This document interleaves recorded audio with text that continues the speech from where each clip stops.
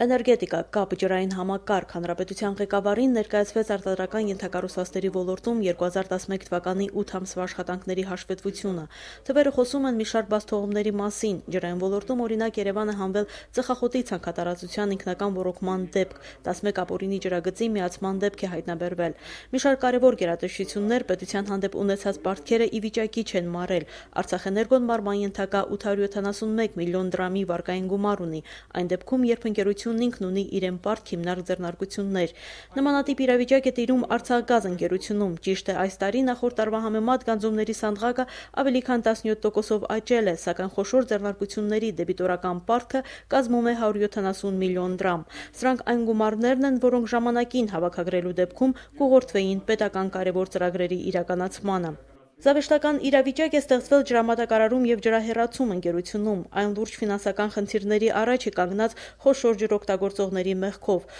Ոլորտի պատասխանատուի խոսքով մասնակիորեն նման իրավիճակ էր ստեղծվել ջրահաշվիչների բացակայության պատճառով։ Դրանց տեղադրումը խոշոր ձեռնարկություններում նախատեսվում է 2012 թվականին։ Միթե հնարավոր չէր օգտագործված ջրի հաշվարկ կատարել այլ եղանակով ու միթե պատկան մարմինները տեղյակ չեն, թե ինչպես է դա կատարվում։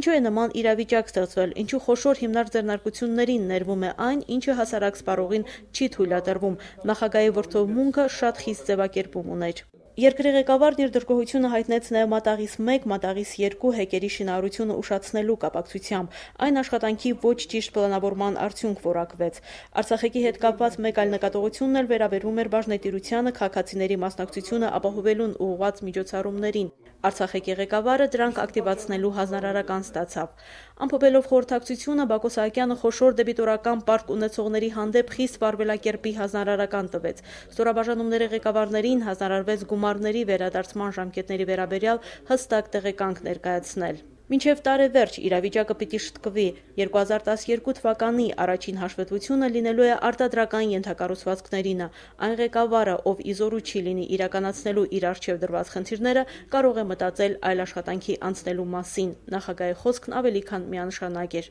Մարինե Մկրտչյան, Մհեր Մկրտչյան, օր։